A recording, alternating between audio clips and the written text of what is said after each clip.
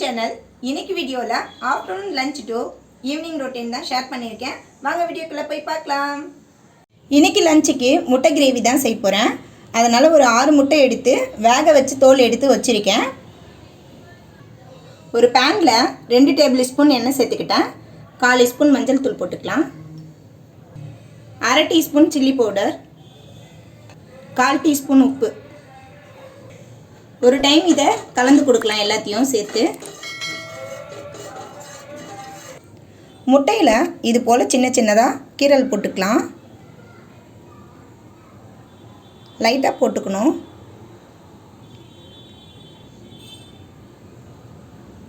ரெண்டு சைடும் இது போல் கீரல் போட்டுக்குங்க.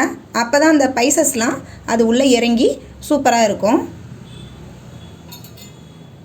எல்லா முட்டையிலும் இது போல் போட்டு வச்சுக்கலாம்.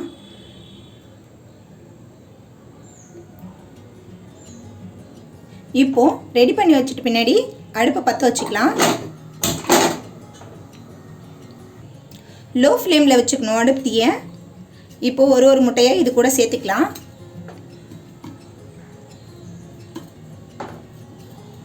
லோ ஃப்ளேமில் வச்சு 1 நிமிஷத்துக்கு முட்டையை நல்லா ரோஸ்ட் பண்ணி எடுத்துக்கலாம்.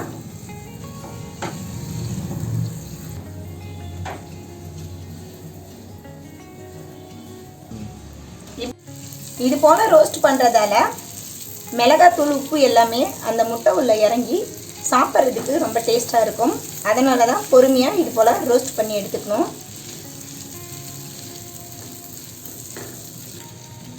குழம்பு செய்கிறதுக்கு முன்னாடி எல்லாத்தையும் ரெடி பண்ணி வச்சுட்டா 10 நிமிஷத்தில் ஈஸியாக செஞ்சிடலாம். அவ்வளோதான், நல்லா ரோஸ்ட் ஆகிடுச்சு. இப்போ இது ஒரு பக்கம் எடுத்து வச்சுக்கலாம். இன்னொரு கடாயில் 3 டேபிள் ஸ்பூன் அளவுக்கு எண்ணெய் ஊற்றிருக்கேன். 1/2 டீஸ்பூன் சோம்பு, 1 பிரிஞ்சி இலை, 4 லவங்கம், 2 பட்டை, 2 ஏலக்காய். எண்ணெய் சூடானதும் இது எல்லாத்தையும் சேர்த்துக்கலாம். பொடியாக கட் பண்ண 3 பெரிய வெங்காயத்தை இது கூட சேர்த்துக்கலாம். நான் மதியம் லஞ்சுக்கும் நைட் டின்னருக்கும் சேர்த்து இந்த முட்டை கிரேவி செய்கிறேன். வெங்காயத்தை இது கூட சேர்த்துக்கலாம்.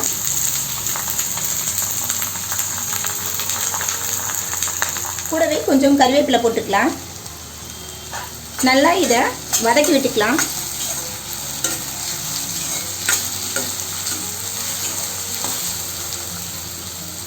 இது கூட 1/4 டீஸ்பூன் உப்பு போட்டு வதக்கும் போது வெங்காயம் சீக்கிரமாக வதங்கிடும்.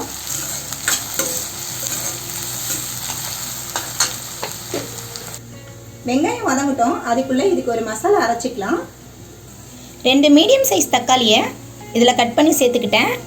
இது கூட 10 முந்திரியை சேர்த்துக்கலாம். 1/2 கைப்பிடி அளவு புதினா இலை சேர்த்துக்கலாம். இது எல்லாத்தையும் நல்லா நைஸாக அரைச்சிக்கலாம். உங்களுக்கு முந்திரி வேணான்னு சொன்னிங்கன்னா நீங்கள் லாஸ்ட்டாக கொஞ்சம் தேங்காய் பால் ஊற்றிக்கிட்டிங்கன்னா கரெக்டாக இருக்கும். வெங்காயம் இந்தளவு வதங்கினதும் இதில் 1 டீஸ்பூன் இஞ்சி பூண்டு பேஸ்ட் போட்டுக்கலாம். ஆல்ரெடி என்னுடைய சேனலில் இஞ்சி பூண்டு பேஸ்ட் எப்படி அரைக்கணும்னு சொல்லிட்டு வீடியோ போட்டிருக்கேன். கண்டிப்பாக பாருங்கள். பச்சை வாசனை போகிற வரை இதை நல்லா வதக்கி விட்டுக்கலாம். இஞ்சி பூண்டு பேஸ்ட்டு 1 மந்த்துக்கு ஒரு முறை அரைச்சி வச்சுட்டிங்கன்னா இது போல் குழம்புலாம் செய்யறதுக்கு ஈஸியாக செஞ்சிடலாம். சாப்பாடு செய்யும் போது ஹஸ்பண்டும் கொஞ்சம் ஹெல்ப் பண்ணுவாங்க.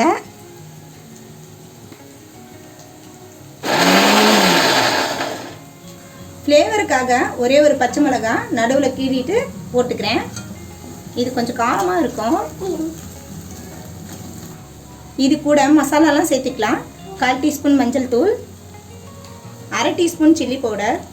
ஆல்ரெடி முட்டை வறுக்கும் போது நான் 1/2 டீஸ்பூன் போட்டேன். இப்போ ஒரு 1/2 டீஸ்பூன் போட்டிருக்கேன். உங்களுக்கு வேணும்னா நீங்கள் கொஞ்சம் காரம் அதிகமாக சேர்த்துக்குங்க. 1 டீஸ்பூன் தனியாத்தூள், 1/4 டீஸ்பூன் சீரகத்தூள், 1/4 டீஸ்பூன் மிளகுத்தூள். மிளகுத்தூள் போட்டு செய்யும் போது இப்போ மழை காலமாக இருக்குது, குழந்தைங்களுக்கெல்லாம் கொடுக்குத்தா சளிலாம் அதிகமாக பிடிக்காது. கொஞ்சம் அதிகமாகவே நீங்கள் சேர்த்துக்குங்க. இந்த எல்லா மசாலாவும் போட்டுட்டு நல்லா 1 நிமிஷத்துக்கு இந்த பச்சை வாசனை போகிற வரை நல்லா வதக்கி விட்டுக்கலாம்.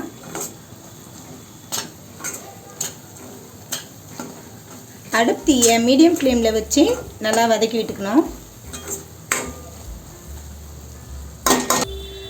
வச்ச தக்காளி பேஸ்ட்டை இது கூட சேர்த்துக்கலாம். இந்த பச்சை வாசனைலாம் போயிட்டு நல்லா வதக்கி விட்டுக்கலாம். இந்த தக்காளி பேஸ்ட்டை எண்ணெய் பிரிஞ்சு மேலே வர நல்லா வதக்கி விட்டுக்கணும். நல்லா வதங்கி வந்துருச்சு பாருங்கள், எண்ணெய் நல்லா பிரிஞ்சு வந்திருக்கு. இது வந்து கரெக்டான பதம். இப்போ இதுக்கு தேவையான தண்ணி சேர்த்துக்கலாம். தக்காளி பேஸ்ட் அரைச்ச மிக்ஸி ஜார்லேருந்து கொஞ்சம் தண்ணி விட்டு அலசி வச்சுருக்கேன், அந்த தண்ணியை சேர்த்துக்கலாம்.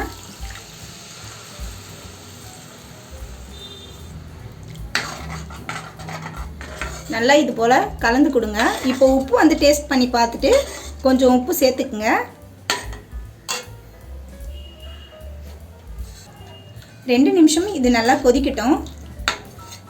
இந்த முட்டை கிரேவி செய்யறதுக்கு முன்னாடியே அரிசி ஊற வச்சுட்டேன். பக்கத்து அடுப்பில் சாதமும் வடிச்சிட்டேன். இந்த அளவுக்கு நல்லா கொதித்ததும் இது கூட லாஸ்ட்டாக ஒரு டீஸ்பூன் கரம் மசாலா சேர்த்துக்கலாம். கரம் மசாலா வந்து லாஸ்ட்டாக சேர்க்கும் போது தான் இந்த ஃப்ளேவர் வந்து சூப்பராக இருக்கும். நல்லா இதை ஒரு வாட்டி நல்லா மிக்ஸ் பண்ணி விட்டுக்கலாம்.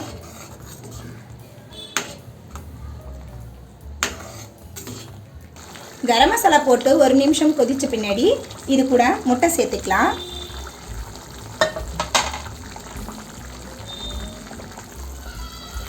முட்டை சேர்த்து ஒரு நிமிஷத்துக்கு நல்லா இது கொதிக்கட்டும். அப்போ தான் இந்த மசாலாலாம் வந்து முட்டையில் இறங்கி முட்டை சாப்பிட்றதுக்கு சூப்பராக டேஸ்ட்டாக இருக்கும். இன்றைக்கி நான் செய்கிற அளவுன்னு பார்த்தீங்கன்னா 4 பேர் சாப்பிட்ற அளவுக்கு நான் செஞ்சுருக்கேன். எங்கள் வீட்டில் மதியம் லஞ்சுக்கும் நைட் டின்னருக்கும் இந்த முட்டை குழம்பு தான் கரெக்டாக இருக்கும். ஒரு 6 முட்டை நான் போட்டிருக்கேன். உங்களுக்கு தகுந்த மாதிரி நீங்கள் வந்து கூட குறையா சேர்த்துக்குங்க அளவுகள். இது வந்து எங்கள் ஃபேமிலிக்கு கரெக்டாக இருக்கும். எங்கள் வீட்டில் 2 குட்டீஸ் இருக்காங்க, நானும் ஹஸ்பண்ட், அவ்வளோதான். நல்லா கிரேவி பதத்துக்கு கொதிச்சு வந்துடுச்சு. இது கரெக்டாக இருக்கும். சாதத்துக்கு, தோசை, இட்லி எல்லாத்துக்கும் கூட வச்சு சாப்பிட்றதுக்கு சூப்பராக இருக்கும். சப்பாத்தி கூட வச்சு சாப்பிட்லாம். மேலே கொஞ்சம் மல்லித்தழை தூவி விட்டுட்டு அடுப்பு ஆஃப் பண்ணிடலாம்.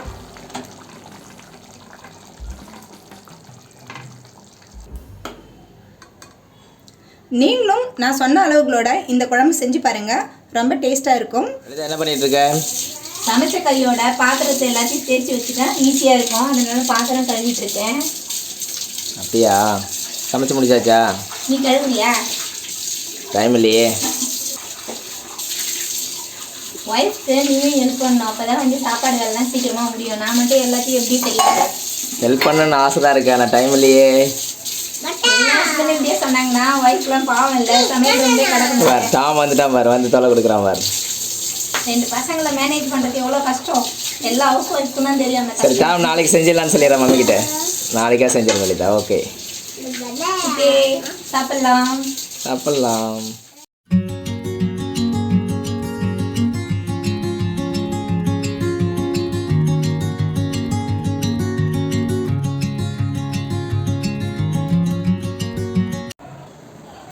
நல்லா இருக்கா?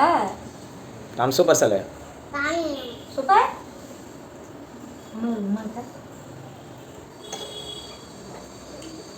தந்தா சொல்லு அன்குட்டி.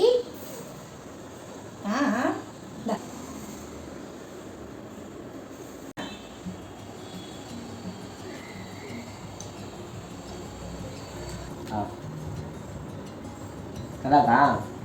அம்மா சொல்லு, சூப்பராக இருக்கு சார். தாம் நல்லா இருக்கா? இப்படி சொல்லு, சூப்பர் சொல்லு. சூப்பர். ஆ சூப்பர்.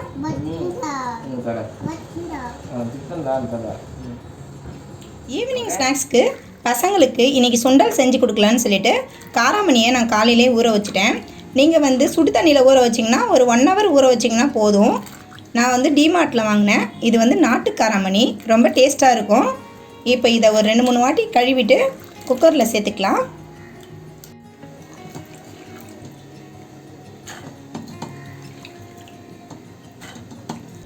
காராமணி முழுகிற அளவுக்கு தண்ணி ஊற்றிக்கலாம். இது கூட 1/2 டீஸ்பூன் உப்பு போட்டுக்கலாம். நான் எடுத்த காராமணிக்கு 1/2 டீஸ்பூன் உப்பு போட்டால் கரெக்டாக இருக்கும். இப்போ இதை மூடி போட்டு 1 விசில் விட்டு எடுத்துக்கலாம். நல்லா ஊறினதால் 1 விசில் விட்டிங்கன்னா கரெக்டாக இருக்கும். ப்ரெஷர் போனதும் தண்ணி வடிச்சிட்டு இது போல் எடுத்துக்கலாம்.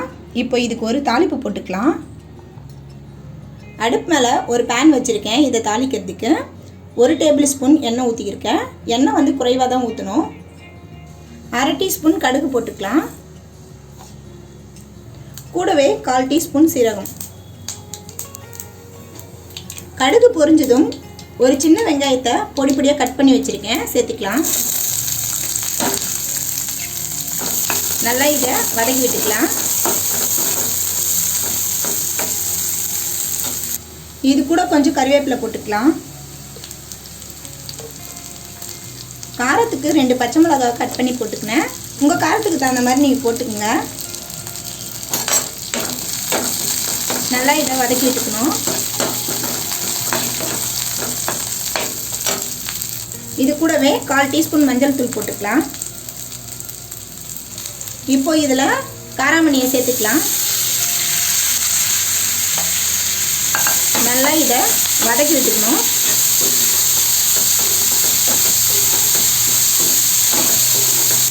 மேலே கொஞ்சம் கொத்தமல்லி தழையை தூவி விட்டுட்டு 1 நிமிஷம் இதை நல்லா வதக்கி விட்டுக்கலாம். உங்களுக்கு வேணும்னா இது கூட வந்து தேங்காய் துருவல் சேர்த்துக்குங்க. பசங்க சாப்பிட மாட்டாங்க, அதனால் நான் தேங்காய் துருவல் சேர்த்துக்கல. அவ்வளோதான், சூப்பரான சுண்டல் ரெடி ஆகிடுச்சு.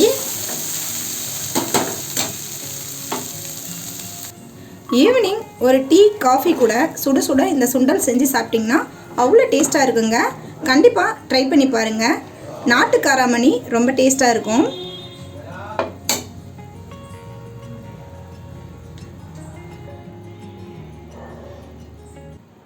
இன்னைக்கு ஈவினிங் ஸ்நாக்ஸ்க்கு காராமணி சுண்டல், சுட சுட காஃபி, இவ்வளோ தாங்க எங்கள் வீட்டில் ஸ்நாக்ஸ்.